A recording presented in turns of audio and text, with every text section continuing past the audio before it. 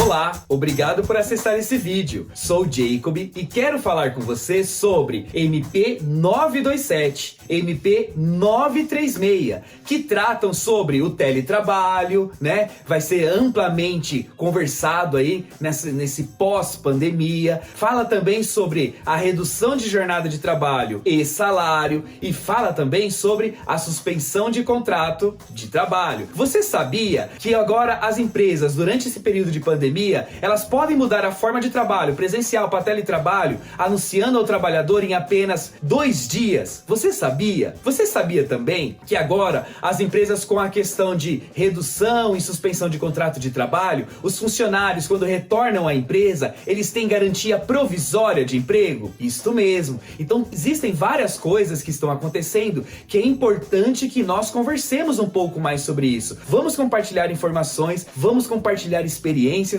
vamos aprender juntos. Nunca deixe de escrever aqui embaixo sobre as suas experiências e o que você vem aprendendo de novidade também. É sempre importante destacar que a empresa, quando suspende o contrato de trabalho ou ainda quando faz a redução de contrato de trabalho, o funcionário, o trabalhador começa a se sentir como? Como é que ele se sente? Ele começa a ficar inseguro, né? Ele acha que vai ser dispensado da empresa, ele começa a passar milhões de coisas na cabeça dele, quando na verdade, quando está acontecendo a redução de jornada de trabalho e salário, quando está acontecendo a suspensão de contrato de trabalho, isso significa que ao retorno desse funcionário, ao retorno da sua normalidade, esse mesmo funcionário, ele tem uma garantia de emprego provisória. Por quanto tempo? Vamos conversar sobre isso também. Continue assistindo esse vídeo, pois temos muitas coisas para conversar sobre a MP 927, a MP 936, e é sempre importante, não posso deixar de te pedir, vem comigo, se inscreva nesse canal, aperte o sininho para que você possa receber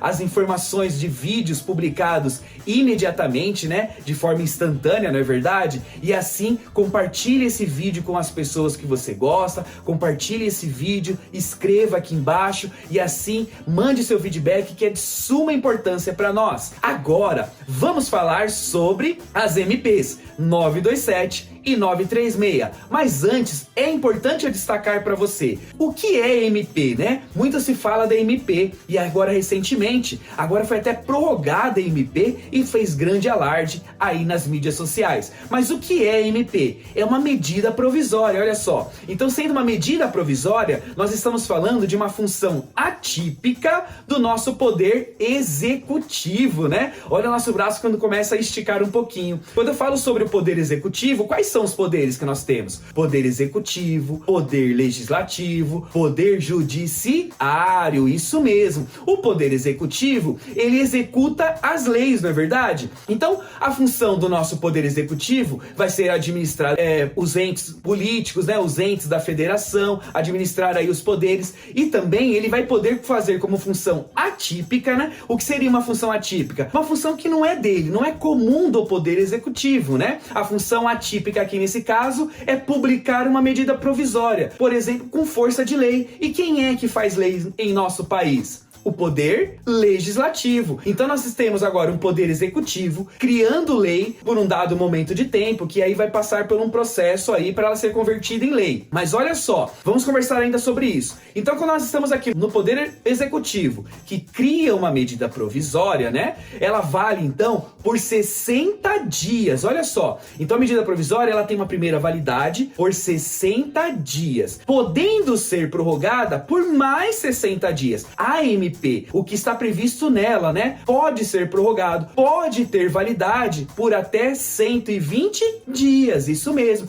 Então agora, recentemente, a MP 936, que foi grandemente falada, né? Sobre a sua renovação, a sua prorrogação, já é de forma natural entre os poderes, tá? O poder executivo, ele publica uma medida provisória que tem validade de 60 dias, podendo ser prorrogada por mais 60 dias. Nesse primeiro período de 60 dias, em até 45 dias, o poder legislativo tem que tratar sobre a matéria, colocar em votação, e isso vem acontecendo, tá bom? E se não acontecer, porque se ele não o fizer em 45 dias, trava tudo no poder legislativo. Nada pode ser votado votado enquanto não for tratado da MP, né? Salvo algumas exceções. Mas isso que é importante, porque o nosso Poder Executivo só vai fazer uma MP quando o assunto for de extrema relevância, uma urgência muito grande. E foi o que aconteceu, né? Entramos em um estado de calamidade, teve um decreto que fala sobre isso, e nesse momento de estado de calamidade, a pandemia começou a tomar conta, os estados começaram a tomar algumas ações também, o nosso Poder Executivo foi lá e, numa medida de relevância e urgência, publicou uma MP,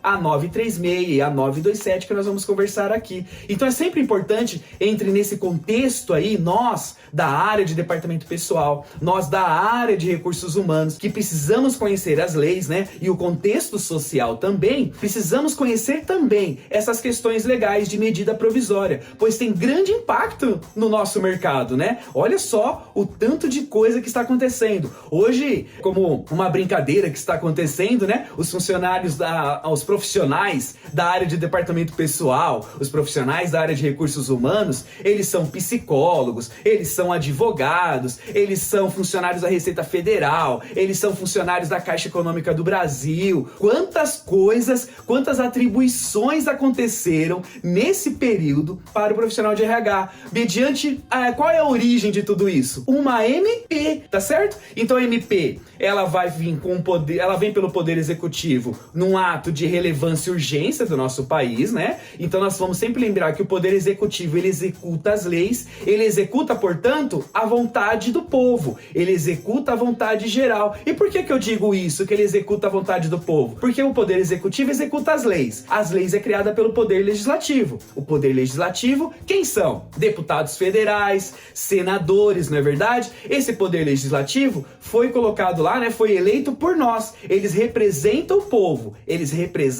a vontade da maioria, isso mesmo. Então o Poder Executivo executa vontades, né? O Poder Executivo executa direitos e deveres. E aí, nessa MP, que vale por 60 dias, podendo ser prorrogada por mais 60 dias, né? Totalizando 120 dias. Lembrando que em 45 dias, o Congresso Nacional já tem que ter discutido sobre o tema, porque senão trava tudo, mas isso já vem acontecendo, tá bom? Nosso ministro Lewandowski, né, que já decidiu sobre a questão dos acordos individuais na comunicação com o sindicato, né? Sobre redução de jornada de trabalho e salário, sobre a suspensão de contrato de trabalho. E aí o nosso ministro Lewandowski disse que não seria obrigatório a comunicação da empresa com esses acordos individuais para o sindicato, uma vez que a MP também previu a condição de, além de comunicar o Ministério da Economia, também comunicar o sindicato da categoria, né? Houve aí uma grande questão de, puxa, os prazos e etc. Aí o nosso ministro Lewandowski foi lá e falou, olha, acordos individuais não é obrigatório, então, fazer a comunicação com os sindicatos. Mas olha, vale sempre a boa relação com o sindicato da categoria. Então, observe os seus sindicatos da categoria, veja se eles fizeram um aditivo da convenção coletiva sobre as questões de suspensão de contrato de trabalho ou redução de jornada de trabalho e salário, e atenda normalmente, veja as condições, estamos no hashtag Fique em Casa é Verdade, né? Mas você pode fazer acordos individuais através utilizando o motoboy, por exemplo, e depois fazer o acordo com a comunicação com os sindicatos da categoria. Sempre preserve a boa relação. Então, para a gente entrar aqui numa questão de conclusão, de entendimento que seria a MP, que é a medida provisória, sempre vale lembrar, a MP é publicada pelo Poder Executivo, presidente da República. Ele publica mediante relevância, urgência da matéria, tudo bem? Salvo as várias exceções que ele pode ou não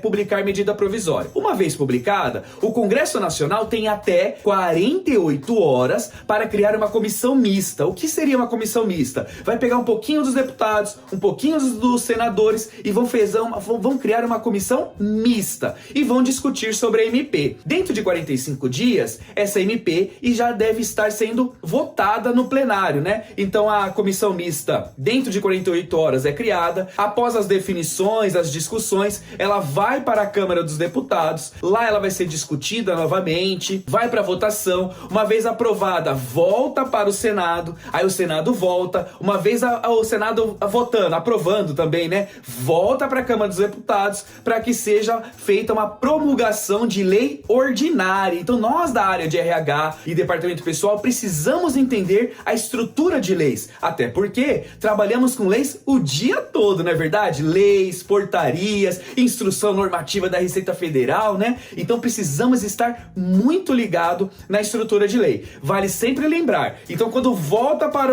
a Câmara dos Deputados, para que possa ser feita a publicação como uma lei ordinária, é necessário, é obrigatório a sanção do presidente, pois pode ter havido alguma mudança, alguma coisa que ele não concorde, já que a MP partiu dele, e aí ele pode sancionar, vetar, enfim. Agora, uma coisa é certa, a MP 927 e a MP 936 já foi amplamente discutida, né? A MP 927 já foi algumas coisas revogadas pelo próprio Poder Executivo, e aí se publicou outra MPs, a própria 936 veio em consequência da 927, então é tudo muito certo que as práticas que estão sendo adotadas hoje, atualmente no mercado, serão normalmente aprovadas e criadas uma lei ordinária no seu tempo previsto. Então, medida provisória, ela é publicada por até validade por até 60 dias, podendo ser prorrogada por mais 60 dias, que vale 120 dias. Nesse período vai ser feita, então, promulgada uma lei ordinária respeitando esse rito que eu comentei com vocês. E assim nós vamos entrar na MP 927. Vamos conversar sobre isso? Agora, já sobre a MP 927, que veio para enfrentar, né, o estado de calamidade com medidas trabalhistas, não é verdade? Então o artigo 1º, ele vem falar sobre que as empresas poderão aí fazer, artigo 1º e 2º, né, o início do caput aí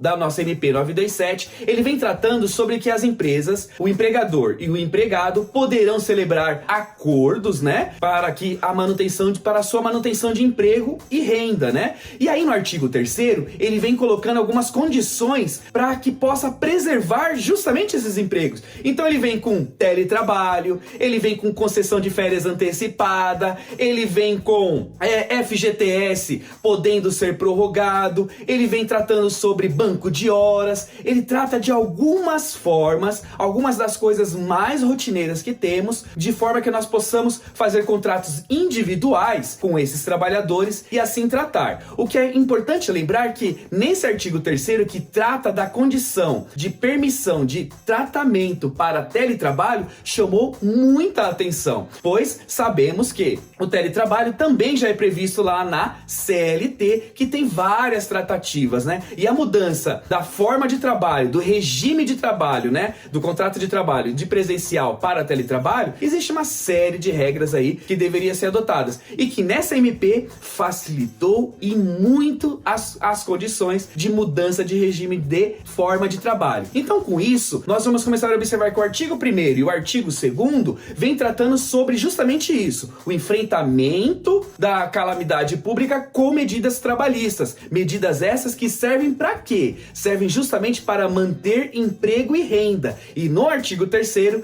ele comenta algumas condições, ele fala inclusive do teletrabalho e que está sendo muito utilizado pelas empresas, pois elas pararam o seu funcionamento dentro da sua sede, mas os seus trabalhadores começaram a ficar em home office. Mas não é só esse modelo que existe para teletrabalho. E assim, nós vamos entrar agora um pouquinho mais a fundo sobre isso, tudo bem? Então, com isso, agora falando sobre o teletrabalho, vale sempre lembrar, na nossa CLT, lá no artigo 75B, reza sobre as condições de teletrabalho, mas a MP trouxe condições diferentes, né? E aí no artigo 4º, vem falando essas condições, vem vários parágrafos, né? Alguns comentários sobre, e olha só, uma das condições aí que é pra gente ficar numa sintonia muito grande. Hoje, para que eu possa mudar o regime na forma de trabalho, né, de presencial para que possa ser home office, né, que nós vamos chamar de teletrabalho, nós vamos precisar comunicar esse nosso trabalhador, comunicar esse nosso funcionário num prazo de até 48 horas, tá? Então a empresa, ela vai colocar, sempre poderão, né? Sempre a gente vai fazer um acordo com o trabalhador, mas a empresa vai partir da empresa esse querer mudar aí o regime da forma de trabalho. Então nós vamos fazer aí em 48 horas avisando esse empregador. E olha só que interessante que essa MP 927 traz. Olha só, essa comunicação com o trabalhador pode ser por escrito, um contrato por escrito, e pode ser também por meio eletrônico, tá certo? Então, a MP 927 já trata e coloca essa condição que pode ser por escrito e também pode ser por meio eletrônico a comunicação da mudança do regime de trabalho. Vale sempre lembrar que pode ser presencial para teletrabalho e pode ser teletrabalho para regime presencial, isso mesmo. Então, no artigo 4º, ele vem tratando dessas condições, mas aí a gente cai em alguns critérios. Poxa, o funcionário, ele não tem os equipamentos de tecnologia, não tem infraestrutura e etc, etc, etc. Aí, a empresa ela pode oferecer essa condição tecnológica para que o trabalhador fique na sua casa, em home office, prestando serviço para a empresa. Vale sempre lembrar, gente, home office não constitui trabalho externo, né? Pois aí existe regras para trabalho externo, né? Tem legislações pertinentes. Esse não é o caso, tá bom? Então, ele vai estar em home office e a empresa vai poder ceder os equipamentos tecnológicos que ele precisa para satisfazer as necessidades do seu trabalho. Essa entrega, esse movimento de bens, né? De móveis, etc., de tecnologia da empresa para o trabalhador, poderá ser feita através de um contrato de comodato. E aí é importante. Então nós, da área de RH, departamento pessoal, vamos fazer o contrato para mudanças, né, do regime de presencial para o teletrabalho, né, um acordo individual, pode ser eletrônico ou até em papel, tá certo? E depois a gente também vai ter que tomar muito cuidado se esse trabalhador vai usar equipamento da empresa. E aí esse equipamento da empresa deve estar com um contrato de comodato. O que é um contrato de comodato? Seria tipo um aluguel, mas não há cobrança, né? Então seria tipo um aluguel. Aí a gente vai lá e faz um contrato de comodato com esse trabalhador e fornece todos os equipamentos necessários para que ele possa prestar esse serviço, tá? E não há cobrança nesses meios. Às vezes aí fica um questionamento, puxa, mas o trabalhador então agora nesse momento vai ter gastos com energia elétrica, internet. Esses custos extras poderão ser acordados antes sobre a transação, né, do teletrabalho para teletrabalho ou até durante o período dentro de 30 dias, tá? Então a gente vai comentar um pouco sobre isso em alguns artigos, mas aqui eu já dou uma puxadinha aí pra gente ir se amarrando, né, e percebendo que são dúvidas que, puxa, mas e a internet? Quem vai pagar? Já se acorda também sobre as questões, como vai ser o pagamento, qual é o valor, tá? E aí com isso, nós vamos entrando agora, vamos avançando aí na medida, na MP 927, que agora esse caminho teletrabalho é muito debatido e vai ser grandemente debatido aí sobre essa questão, essa forma de trabalho, esse regime de trabalho que sempre existiu. Nós sempre conhecemos empresas que até contratavam pessoas para trabalhar em casa, aquelas histórias, puxa, trabalha em sua casa e ganha muito dinheiro, hoje vai crescer muito mais. Tenho notícias que Portugal já está regulamentando muito bem a questão do home office e aqui no Brasil não vai ser diferente. Nós da área de RH e departamento pessoal devemos ficar muito atentos a isso. Vamos então pensando agora na forma que vamos avançando na MP, tá bom? Agora, já o artigo 5º e 6º, olha, é sempre aí a gente fica até, puxa, quanta coisa vai acontecer, né? O artigo 5º, ok, o teletrabalho também vai poder funcionar para aprendizes e estagiários, né? Coisa que também não era permitido. Então agora também é permitido a empresa oferecer o teletrabalho para o aprendiz e para o estagiário. Isso mesmo, artigo 5º. Agora, o artigo 6º, nós começamos a entrar aí nas férias, as questões de férias. Então as empresas poderão conceder férias para os seus trabalhadores nesse período de pandemia, né? Nesse período de estado de calamidade. Vale sempre lembrar que tem um decreto que trata disso e a MP é baseada nesse decreto. Então as empresas poderão conceder férias nesse momento, tá? E aí, qual era a regra, né? Para conceder férias, tem que ter o aviso de férias 30 dias antes. Agora não, nesse período não. Agora vai poder avisar esse funcionário que ele já vai sair de férias em 48 horas, isso mesmo. Olha só você, então agora o que eu tinha que avisar o funcionário 30 dias antes das férias dele, agora eu posso avisar ele com 48 horas de antecedência. Olha só, funcionário, daqui a 2 dias você está de férias. E aí ele entra em gozo de férias. Eu tenho que informar ele os 2 dias com antecedência, né, 48 horas, informando para ele qual é o período de gozo de férias dele, tudo bem? Tudo bonitinho, conforme manda a regra lá dos 30 dias, aviso de férias, tudo normal. Só que esse prazo, ao invés de ser 30, passa a ser em 48 horas. Pode ser utilizado em 48 horas, tá bom? E aí, importante, o período de férias vai respeitar as questões da legislação trabalhista, né? Que houve aquelas mudanças. O período não pode ser inferior, nesse caso, tá? A 5 dias corridos, ele não pode ser inferior. Eu posso também agora conceder férias para período não transcorrido, ou seja, o funcionário entrou na empresa e ainda não tem 12 meses, né?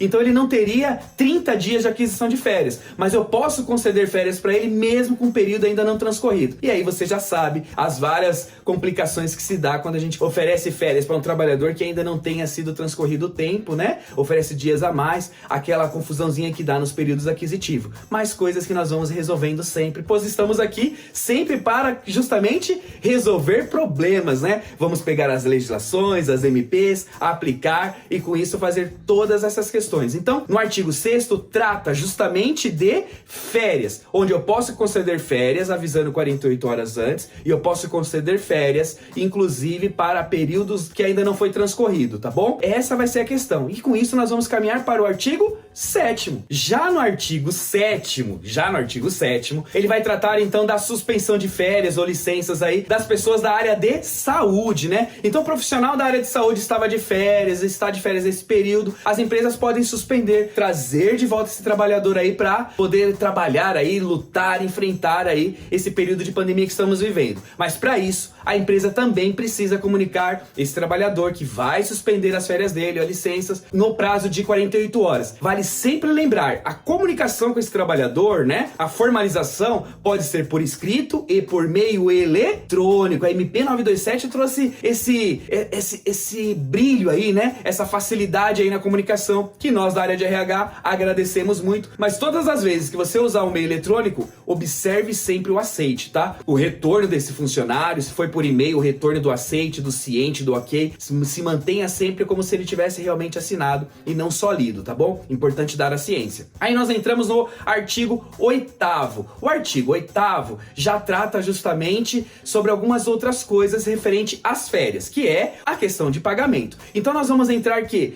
lá nas férias não tem o cálculo de 1/3 sobre as férias? Isso mesmo. Então tem umas férias mais 1/3. Esse 1/3, nesse período de calamidade, férias concedido neste período de calamidade, nessas condições, esse 1/3 eu vou poder pagar, empresa, vou poder pagar para o trabalhador nas gratificações natalinas. Isso mesmo, regra geral, lá junto com 13º, dezembro, gratificações natalinas. Se a sua empresa tem alguma outra gratificação natalina, atenção à sua convenção coletiva, né? Toma muita atenção que tem algumas convenções coletivas que tratam gratificações natalinas em algum outro período do ano. Mas 1/3 de férias vai poder ser pago nas gratificações natalinas. Já o artigo 9º, ele vai tratar sobre o pagamento das férias. Ok, então os pagamentos das férias, como era feito os pagamentos das férias? 2 dias antes da saída de férias, não é verdade? Agora, com a MP, nesse período de calamidade, né? Só nesse período de calamidade, essas férias poderão ser pagas até o 5º dia útil do mês subsequente ao início das férias. Então, se eu coloco um funcionário agora no meio do mês de férias, ele vai receber no 5º dia útil do mês subsequente. Vai receber qual valor? O valor das férias. É claro, se ele foi no meio do mês, ele tem saldo de salário, a composição da folha não muda, tá? Nós estamos falando de pagamento. 1/3, gratificação natalina. Férias, vai ser aonde? No 5º dia útil, isso mesmo. Então, vejam só vocês que está existindo várias mudanças no nosso dia a dia, né? Mudanças essas que não serão para sempre, serão apenas no período de calamidade. E estamos vivendo esse período de calamidade. Então, todas as vezes que você for tratar férias com o seu funcionário, né? Férias na sua companhia, férias na sua empresa, você pode respeitar essas regras aí da MP. E assim vamos para o artigo 10. Gente, agora o artigo 10, é claro, fala sobre rescisão. Então, se eu dispensar o funcionário com ele ter tirado férias, e qual era o pagamento mesmo de 1/3 de férias? Qual era? E isso, 1/3 de férias, eu poderia pagar lá nas gratificações natalinas. Então, ainda não paguei. Estou fazendo a rescisão dele agora, atual, ainda não chegou nas gratificações natalinas. Como eu devo fazer? Essas gratificações natalinas, esse 1/3 que seria pago nas gratificações natalinas, será pago agora na rescisão, né? Coisa natural para nós já da área de RH RH e departamento pessoal, ou seja, os direitos e deveres, né, o caso do direito dele de receber lá na gratificação natalina, vai receber agora em rescisão. Já o artigo 11 vai tratar sobre férias coletivas, isso mesmo. Então as férias coletivas, como era a regra mesmo? Isso, a regra era, puxa, tem que comunicar o sindicato da categoria, comunicar o Ministério do Trabalho. Opa, Ministério do Trabalho? Ele não existe mais. Agora é Ministério da Economia, isso mesmo. Mas nós, às vezes, ainda vai se deparar falando Ministério do Trabalho. Mas agora é Ministério da Economia. Então, essa era a forma. Mas no artigo 11, ele fala, você pode conceder férias coletivas, notificando também as pessoas, né, os funcionários, os trabalhadores, com prazo de 48 horas. Lembrando sempre que a comunicação de férias é no prazo de 30 dias, né? Antes, né? Agora eu posso comunicar 48 horas antes sobre as férias coletivas. Aí, o artigo 12 vem tratando justamente sobre isso. Ele fala da dispensa de comunicação do Ministério da Economia, que é o antigo Ministério do Trabalho. Ele fala, dispensada a comunicação para o Ministério da Economia, dispensada a comunicação para o sindicato da categoria. Mas vale sempre ressaltar, gente, nós vivemos de relacionamento. Então, a boa relação com o sindicato da categoria é fundamental. Se houver na convenção coletiva a previsão legal para comunicações sobre férias coletivas, os faça, converse com o seu sindicato da categoria, converse com eles, esclareça com eles qual vai ser a melhor forma de fazer essa comunicação, até porque nós vivemos de relacionamento e relacionamento é a alma do negócio. Agora nós vamos para o artigo 19, né? Os demais aí, lembrando, alguns foram revogados, né? Nós estamos na MP 927, alguns não seria o nosso ponto aqui de conversa, então às vezes nós estamos conversando sobre os principais pontos das MPs 927 e 936. Vamos para o artigo 19? Agora, já o artigo 19, ele trata sobre as condições do FGTS, né? Então, a MP 927 que trata sobre a condição da prorrogação de pagamento do FGTS. De quais competências? Março, abril e maio. 3 meses a MP foi tratando. Porque a MP começou lá em março, né? Olha só que legal. Então ela falou já de 3 meses subsequentes a ela, tá? Março, abril e maio. Competência. Que teriam como vencimento abril, maio e junho. Esses são os vencimentos dos FGTS que podem ser prorrogados. Então o artigo 19 e o artigo 20, tá? Já vamos falando sobre os dois juntos. Eles vão tratar sobre as competências que podem ser parceladas e qual é a forma de parcelamento. Vale sempre destacar, gente, não esqueça, se eu vou usufruir, se eu vou aderir ao parcelamento, à prorrogação do FGTS, né, para pagamento posterior, eu preciso informar ao governo, eu preciso informar através do FGTS que eu vou aderir, e essa formalização deve ser feita até o dia 20/6. Até o dia 20/6, você deve formalizar lá na GFIP mesmo que você vai optar por uma condição de parcelamento, tá bom? Uma condição de prorrogação. E nessa prorrogação de pagamento vai poder ser parcelada em até 6 vezes. Então eu posso parcelar em 6 vezes as competências março, abril e maio. O primeiro vencimento do parcelamento vai ser no dia 7/7, tá bom? Então até o dia 20/6 eu faço a comunicação para o governo desses meses que eu estou entrando em prorrogação e um possível parcelamento até o dia 20/6. No dia 5/7 já vai ter o primeiro vencimento sobre esse parcelamento, que pode ser em até 6 vezes, e esse parcelamento não haverá incidência de juros e multas, são parcelas fixas, tá? Mas é até a data do vencimento, né? Isso é importante destacar, fale sempre com as pessoas. Olha só, março, abril e maio estão sendo parceladas. Pode ser parcelada? Pode. Quando vai ser o primeiro pagamento? Em julho. Então eu vou parcelar esses meses em 6 vezes, tá certo? Julho, agosto, setembro, outubro, novembro e dezembro. Beleza, 6 meses. Nesses 6 meses eu vou pagar a parcela da competência do próprio mês, de julho, de agosto, assim sucessivamente. E vou pagar também o parcelamento de março, abril e maio. Mas atenção, se a parcela houver atraso, sobre a parcela vai ter incidência de juros e multa. Então, se pagar em dia, não haverá. Isso é sempre importante. E agora nós vamos falar então do artigo 31, os demais aí foram revogados ou aquela questão. Estamos falando dos conceitos principais. Vamos lá para o artigo 31? Agora, para fechar a MP 927, vamos falar sobre o artigo 31. É muito importante falar ele, porque às vezes nós fala, puxa, finalmente uma boa notícia. Lá está previsto que os auditores fiscais do trabalho, do Ministério da Economia, no período de 180 dias, ou seja, a MP foi dia 22/3. No período de 180 dias, a MP, lembra, falando sobre MP, lembra daquele conceito? Ela vale por 120 dias, né? Mas esse daqui trouxe um caso diferente. Ele disse que no prazo de 180 dias, ou seja, mesmo se acontecesse algo com a MP, que nós não esperamos, né? Que seria revogar, não funcionar, não ser legalizada, por 180 dias, os auditores do trabalho do Ministério da Economia, eles irão atuar como de maneira orientadora, né? Sobre as relações aí que houveram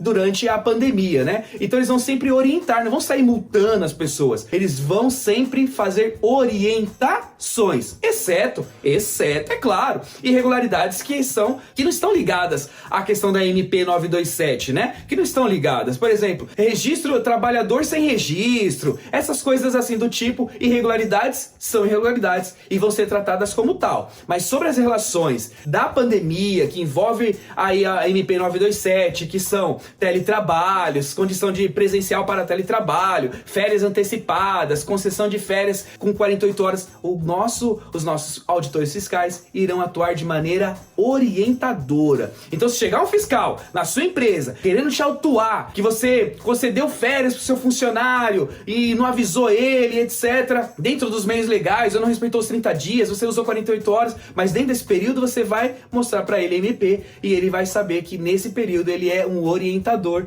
e não vai aplicar aí as multas necessárias sobre essa relação. E agora nós vamos para a MP 936. Agora vem comigo, vamos falar da MP 936. Essa é uma das mais badaladas aí nos últimos tempos, não é verdade? É uma MP que todo mundo sabe, todo mundo fala nos grupos, ela acabou de ser prorrogada, e aí entra muitos mitos, né? Até a MP 927, mas a MP 936 foi que, nossa, fez um alarde nas redes sociais, ela foi prorrogada, e aí gerou uns mitos aí, mitos esses que tratam de, puxa, a MP foi prorrogada, então eu tinha uma suspensão de 60 dias, eu posso prorrogar por mais 60 dias? Esses mitos começaram a aparecer e gera o que para o funcionário? Insegurança, não é verdade? E quando gera insegurança para o funcionário, o que acontece? Ligações, perguntas, e nós, área de RH aí, somos agora os psicólogos, somos advogados, somos tudo aí para acalmar os ânimos dos nossos trabalhadores, dos nossos colaboradores e assim continuar. Vamos informar que a MP foi prorrogada, ou seja, a MP sendo prorrogada, eu posso, se eu não tratei nada dela nesses 60 dias anteriores, eu posso tratar do que ela permite dentro dos próximos 60 dias, tá? Não é que você pode fazer tudo de novo. Se você já fez,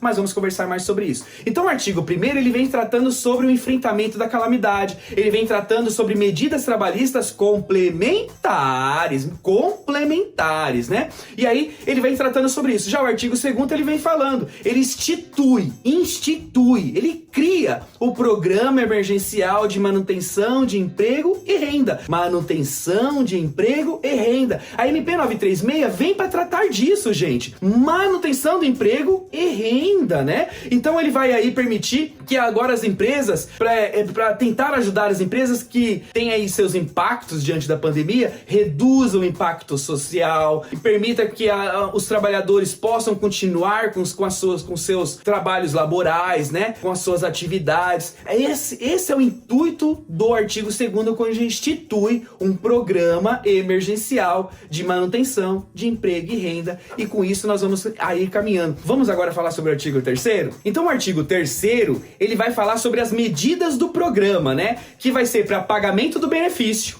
emergencial, vai falar sobre a redução de contrato de trabalho e salário e a suspensão de contrato de trabalho. Já o artigo 5º vai fazer o quê? Criar o benefício, né? Então ele cria o benefício de pagamento, que ele vai pagar, ele vai fazer pagamentos da redução de jornada de trabalho e salário e ele vai fazer pagamento da suspensão de contrato. O artigo 5º, gente, é um artigo maravilhoso, né? Eu costumo até, quando eu estou conversando, que ele nos remete, que ele começa a dar motivos, ele dá direitos, ele mostra a manutenção dos empregos, ele mostra que o governo vai subsidiar o pagamento dessas pessoas, né? Isso, e artigo 5º, o que nos remete lá na Constituição Federal aos direitos fundamentais. Lá fala direitos fundamentais do trabalhador, etc. E aqui, por um acaso, também ficou o artigo 5º e que a gente tem que conversar um pouquinho mais sobre ele. Que agora nós vamos entrar então nas condições aí desse pagamento de redução, de jornada de trabalho, quais são os seus percentuais. Lembrando que sempre a comunicação do contrato que você vai fazer com o trabalhador, seja redução de jornada de trabalho ou suspensão, o prazo de comunicação ao Ministério da Economia é de 10 dias, através do web empregador. Então você vai fazer a comunicação no prazo de 10 dias, contados a partir da data do contrato, tá bom? Então eu faço um contrato individual com o trabalhador, com o empregado,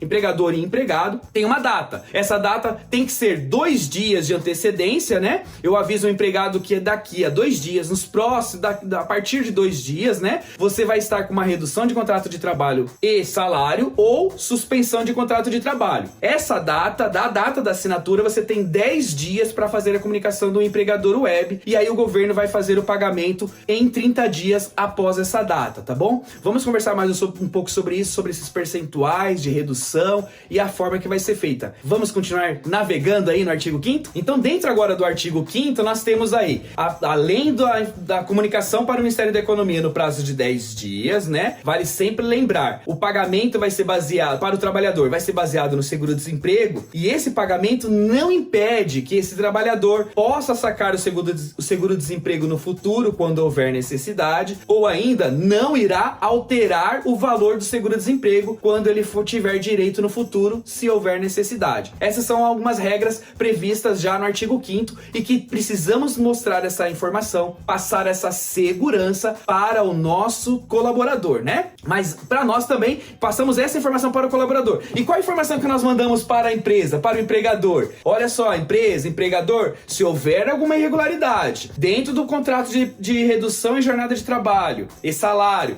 dentro do contrato de suspensão do contrato de trabalho, se houver alguma irregularidade, os valores que o governo pagou como benefício emergencial, né, que nós chamamos aí pagamento bem, benefício emergencial de preservação do emprego e da renda, se houver alguma irregularidade, esses valores pagos indevidamente serão cobrados da empresa através de dívida ativa. Então é sempre importante destacar que se houver uma irregularidade, ou seja, se o governo de alguma forma constatar que esse pagamento não deveria acontecer, houve uma irregularidade, a empresa vai ter que prestar contas sobre isso daí. E essa dívida vai para a dívida ativa, né? Isso mesmo, vai para a dívida ativa e com isso as empresas começam a se preocupar. Então converse com o seu empregador, que no seguro-desemprego nada muda. Com o empregado, com o colaborador, e converse com o empregador. Se houver uma irregularidade nesse contrato, a empresa vai ser levada para a dívida ativa. E aí nós vamos para o artigo 6º. E aqui no artigo 6º,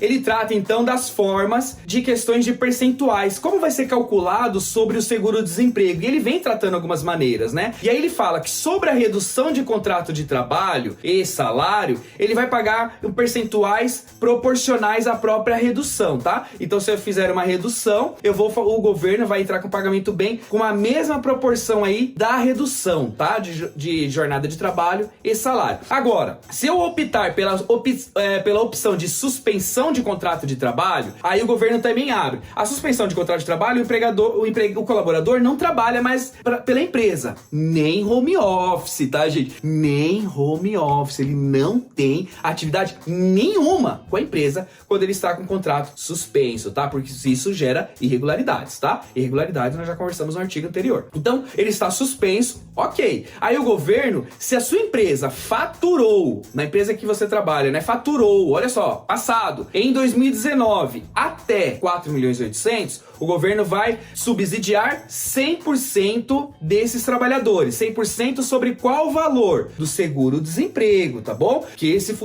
colaborador tenha direito. Agora, se sua empresa faturou em 2019 acima de 4.800.000, o governo vai subsidiar 70% do seguro-desemprego. E a empresa irá subsidiar os outros 30%. Essa regra vale para todo e qualquer tipo de trabalhador, tá? Por mais que acabou de entrar na empresa antes do período da pandemia, não é verdade? Porque agora as empresas não estão entrando nesses meios de relacionamento, de contratações, etc, né? Então, antes do momento da MP, os trabalhadores que já tinham acabado de entrar também estão aí oferecendo esse direito de redução ou de suspensão sem problema nenhum. Quem não tem direito a questões de o contrato entrar numa redução de contrato de trabalho ou ainda do contrato entrar numa suspensão. Quem está em gozo de férias, por exemplo, né? Quem está de gozo de férias tem que aguardar aí o término do contrato, do gozo de férias, retornando às atividades, aí sim eu poderei reduzir a jornada de trabalho dele, eu poderei suspender, né? Então, pessoas que estão em gozo de férias, essas não. Outras pessoas que a MP também traz aqui no artigo 6º, né? Se ele estiver recebendo seguro-desemprego, mas se ele estiver recebendo seguro-desemprego, por sua vez, ele já não estaria com trabalho formal, né? Mas ela traz isso também. Ela traz sobre questões de pessoas que estão recebendo algum benefício do governo.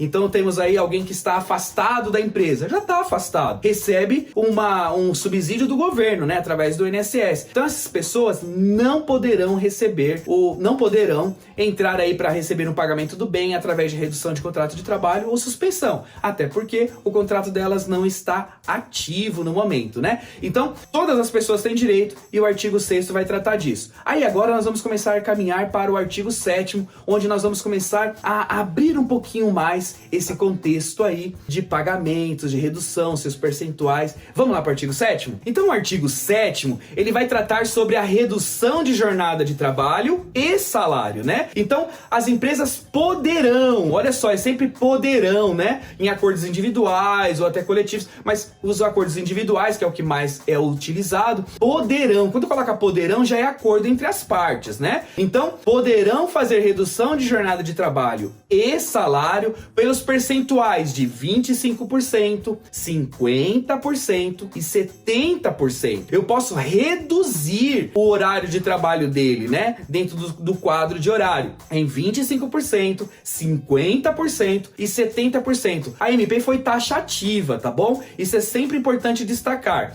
Então, se eu reduzo, por exemplo, o contrato de trabalho dele, a jornada de trabalho dele em 70%, significa que ele vai trabalhar para mim durante o mês apenas 30%. Esses 30%, a hora de salário dele, a hora do salário dele, né, não muda, nada muda. Apenas ele vai receber 30% do seu salário, pois ele elaborou 30% apenas, né? E os outros 70%, ele vai receber também através do governo, né? Pelo pagamento do bem que foi instituído, foi criado, e aí vem ter suas regrinhas baseado no seguro-desemprego. E assim nós vamos pensando sobre o artigo 7º, que pode, então, ele pode cessar, né?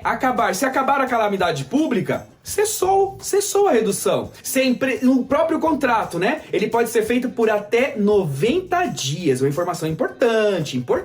A redução de jornada de trabalho e salário pode ser feita por até 90 dias. Quando acabar esse contrato, acabou também, tá bom? Acabou. E uma outra terceira opção seria a empresa antecipar. Então a empresa fez um contrato de redução de jornada de trabalho contigo pelo prazo de 90 dias. Mas as coisas retomou, o governo estadual permitiu a abertura de todo o comércio novamente, eu vou abrir meu comércio. Gente, volta a trabalhar, né? Um pouquinho a mais. Aliás, já tá aberto, a gente tá na redução, né? Mas então vamos trabalhar mais um pouquinho, porque agora a gente vai estender o horário. Você não vai mais trabalhar só 30%. Eu vou mudar o seu contrato, agora eu vou reduzir apenas 50%. Então a empresa pode antecipar aí a sua redução também. Mas sempre essas comunicações vai respeitar um prazo legal para tudo que nós estamos falando aqui, que é um prazo de 48 horas. Isso mesmo. Isso já começa a ficar registrado. Tudo nós temos que avisar com 2 dias de antecedência. Tudo nós temos que avisar com 2 dias de antecedência. E vamos lá para o artigo 8º para falar sobre suspensão de contrato de trabalho. Agora, já no artigo 8º, que trata sobre a suspensão de contrato de trabalho, então o contrato fica suspenso, né? A pessoa não trabalha mais nada para a empresa, né? O contrato fica literalmente suspenso. E essa pessoa vai receber 100% do seu salário. E aí vem algumas regrinhas, tá? tá? Ela vai receber 100% do seu salário? Não, desculpa. Ela vai receber 100% do que ela tem direito do seguro-desemprego, né? Através do pagamento bem. Então, como ela vai receber isso? Se a sua empresa,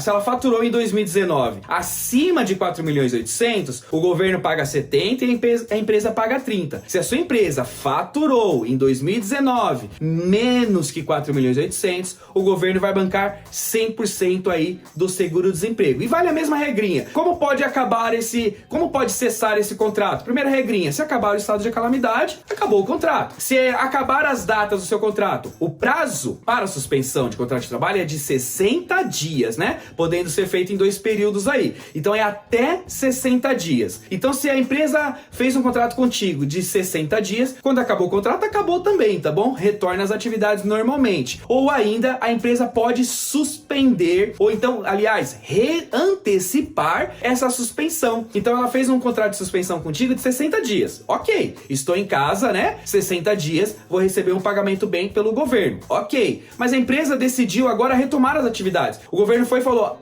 comércio, pode abrir. A empresa vai abrir, precisa do colaborador. O colaborador estava com o contrato suspenso por 60 dias, ela antecipa essa suspensão, avisando sempre por qual prazo? 48 horas antes, isso mesmo. Ela avisa com 2 dias de antecedência que esse colaborador deve retornar às suas atividades aí, numa condição de redução de contrato ou não, condição normal. Essas vão ser essas regras. Então, vale sempre lembrar, se a sua empresa fatura mais que 4.800.000, a empresa subsidia 30% do seguro-desemprego. Se a sua empresa fatura menos que 4.800.000, o governo vai bancar 100% através do seguro-desemprego que esse empregador tenha direito, tudo bem? Vamos lá para o artigo próximo, vamos? Agora, no próximo artigo, então, é o artigo 10 que nós vamos tratar, que aí trata sobre a garantia provisória do trabalhador. Olha só que interessante, que é justamente o nosso tema de início da conversa, né? Então agora nós vamos falar para o nosso colaborador que se houver redução de jornada de trabalho e salário, ou se houver suspensão de contrato de trabalho com ele, o mesmo período do contrato, ele vai ter no retorno uma garantia provisória de emprego. E aí com isso, vai fazer com que as empresas não, caso elas mandem, né? Não, a gente não pode falar nunca não pode, etc, porque tudo pode, respeitando a legislação, respeitando as suas regras, né? Vai ter as suas penalidades, né? Então, a empresa, caso ela dispense o funcionário sem justa causa, olha só os motivos de rescisões, né? Os tipos de rescisões aí aparecendo. Caso ela dispense um funcionário sem justa causa, a empresa deverá pagar para o funcionário uma indenização do período que ele tem garantia provisória. Olha só. Então, é um exemplo aqui rápido de cabeça para a gente poder fazer. Então, eu fiz um contrato de suspensão com você durante 60 dias, tudo bem? Você ficou 60 dias na sua casa, tudo ok, tudo lindo, tudo maravilhoso. Após 60 dias, você retornou às atividades. Só que quando você retornou, o que aconteceu aqui na empresa? Puxa, fechou. Até parece que isso daí tá querendo acontecer, né? Deus queira que não. Mas parece que essas coisas tendem a acontecer. No retorno do funcionário, a empresa não tem mais condição de se manter. A empresa já até teve que devolver o espaço locado, né? Estamos observando esse tipo de coisa. E agora, o trabalhador vai fazer o quê? Vai trabalhar aonde? Aí a empresa vai ser obrigada a dispensar esse funcionário, obrigada a dispensar esse colaborador e vai pagar indenização para ele do período que ele teria de garantia provisória de emprego. Qual é a garantia provisória de emprego? Quanto tempo esse colaborador tem? Se o contrato dele foi feito de 60 dias, garantia de 60 dias, garantia de 2 meses, ou seja, o salário dele 2 vezes. Aí vai vir, além da rescisão normal, tá? Nas questões legais de rescisão, nada muda. Só que nós vamos acrescentar mais um evento. Qual é o evento? Indenização. Isso mesmo, indenização de garantia provisória. Qual vai ser? Quantos dias restava de garantia para ele? 60 dias. Quantos dias então eu tenho que pagar para ele de forma de indenização? 60 dias. Olha só, olha só. Mas qual é o valor que eu tenho que pagar? 2 salários? Aí vamos entrar numa questão. Agora a gente começa a navegar. Se o contrato dele foi suspenso, então eu vou repagar para ele literalmente 100% do salário dele. 100% do salário dele, porque o contrato dele era suspenso. Ou seja, ele teria uma garantia 100% do salário, não é do seguro-desemprego não, é do salário, tá bom? Então, 2 meses aí de indenização. Agora, pensa comigo, se esse colaborador estava numa redução de jornada de trabalho, então ele trabalhava um pouquinho já durante o mês, ele vinha trabalhando. Aí chegou agora, eu fiz durante 90 dias. Lembra? A redução de jornada de trabalho pode ser por até 90 dias. Então, essa pessoa aqui, eu fiz 90 dias de redução de jornada de trabalho. Fiz uma redução de 25% com ele da jornada de trabalho dele. O percentual de indenização sobre o que resta de dias de garantia provisória no momento que eu dispenso ele sem justa causa é de 50% sobre esses dias. Então, se quando acabar o contrato de redução de jornada de trabalho, tá 25%, né? Ele tá trabalhando. Chegou aqui no último dia de redução, ao falar, a partir de amanhã você está dispensado. Regras normais de rescisão, regras normais. Só que agora, quantos dias ele tinha de garantia provisória? 90 dias, não é verdade? Porque era o contrato dele. Qual vai ser o percentual de indenização sobre o período que resta? 50% sobre o valor do salário dele, tá bom? 50% então para a redução de 25%, 75% para a redução de 50%. Então, se você fez uma redução de jornada de trabalho de 50%, a indenização sobre o que resta de garantia, de dias em garantia provisória que esse colaborador tem, é de 75% sobre isso, tá? E 100% para o contrato de trabalho suspenso ou redução de jornada de trabalho de 70%. Não existem 3 regras? Quais são as regras de redução de jornada de trabalho? 25%, 50%, 70%. Se eu reduzir 25%,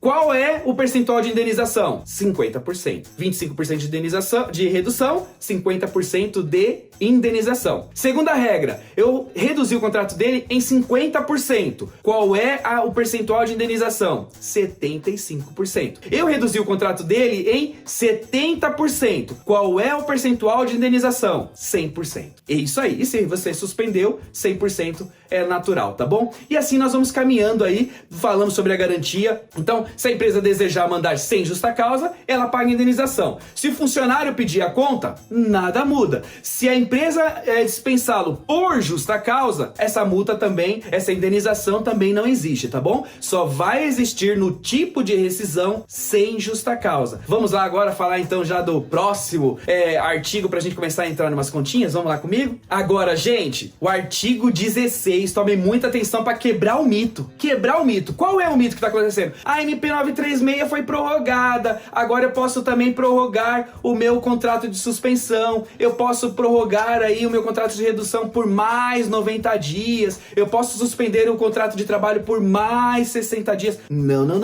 Não é bem isso não. O que vai totalizar nessas contas aí do mito de 150 dias. Não. Chega, corta isso. Isso tem gerado muitas perguntas para os colaboradores, o que vem até nós, essas perguntas, né? E aí nós temos que ficar esclarecendo com os nossos colaboradores. Esquece isso. O artigo 16 é bem claro. Não por mais que sucessivo. Então você pode sim fazer um contrato de suspensão de contrato de trabalho durante 60 dias e no retorno fazer uma redução de 30 dias. Pois lá no artigo 16 está bem claro. Tanto a suspensão quanto a convenção, por mais que sucessivos, não poderão ultrapassar 90 dias. Então, se eu suspendi por 60 dias, no retorno eu posso acumular, posso fazer uma redução de mais 30 dias. Agora, se eu reduzir por 90 dias, já esgotei. O limite máximo para usar a MP é de 90 dias. Agora vamos lá fazer uns exercícios aqui na tela, na lousa, vamos lá comigo? Então olha só, gente, todas as vezes que falarmos de suspensão de contrato de trabalho, observem essas regras aqui. Qual é a regra número 1? O governo irá pagar o pagamento bem, né? O benefício emergencial de preservação de emprego e renda. Pagamento bem, 100% para as empresas que faturaram, né? Até 4.800.000 em 2019, 70% para as empresas que faturaram em 2019 acima de 4.800.000. Os outros 30%, essas empresas irão subsidiar. Muita atenção! Todas as vezes que falar de suspensão de contrato de trabalho, os benefícios serão mantidos, tá? Os funcionários, os colaboradores não perdem seus benefícios. Exemplo, assistência médica, não perde, tá bom? E um outro detalhe, que é sobre o INSS do trabalhador. Porque nesse período de suspensão, as empresas também não têm encargos, né? Porque não tem salário, então não tá tendo encargo nenhum, tá certo? Não tem encargo. E aí esse trabalhador deixa de recolher o INSS. E aí entra nós, da área de Departamento Pessoal e Recursos Humanos, novamente, fazendo um comunicado para todos os colaboradores, para eles já estarem cientes que o período de contrato suspenso, que pode ser até de 60 dias, nesse período não haverá recolhimento do INSS por parte da empresa, né? Aquele INSS que desconta do trabalhador do seu salário e a empresa repassa para o INSS. Não existirá, ou seja, ele pode ficar 2 meses sem contribuir para o INSS. Então, esse trabalhador, esse nosso colaborador, ele poderá fazer recolhimento para o INSS de forma facultativa, tá? E aí cabe a nós orientar esse trabalhador, falar para ele sobre esses 2 meses que ele vai ficar sem o recolhimento e que, se ele desejar, facultativo, opcional, recolher para o INSS, ele pode recolher através de guia facultativa, tá bom? E assim, com isso, nós vamos avançando aqui na nossa lousa. Então, gente, olha só, e quando nós falarmos de redução de contrato de jornada de trabalho e salário, nós vamos falar tem 3 tipos, né? São taxativos. Você pode reduzir em 25%, em 50% e 70%. Todas as vezes que você reduzir o seu contrato, a sua jornada de trabalho e salário em 25%, o governo vai subsidiar 25% do seguro-desemprego. Todas as vezes que você reduzir a sua jornada de trabalho e salário em 50%, o governo vai subsidiar 50%. Quando você reduzir 70%, o governo vai subsidiar 70%. Lembrando que a redução de jornada de trabalho e salário pode chegar a 90 dias. E um dado muito importante para aquele trabalhador intermitente, né? O trabalhador intermitente já está definido. Ele vai receber R$600 pelo período aí de 3 meses, né? Os 90 dias, ele vai ficar recebendo R$600, trabalhador intermitente. Vamos para o cálculo? Agora, já sobre suspensão de contrato de trabalho, olha só, né? Lembrando sempre que tem aquela regrinha de 4.800.000, acima ou abaixo, né? Tem aquela regrinha. Mas olha só essa questão. Vamos colocar aqui que o colaborador, ele tem uma média salarial de 1.608,85, né? Esse é o salário dele, a média salarial dele, tá bom? Média salarial, 1.608,85. Quando você olhar para a tabela do seguro-desemprego, você vai observar que lá vai falar algumas condições. E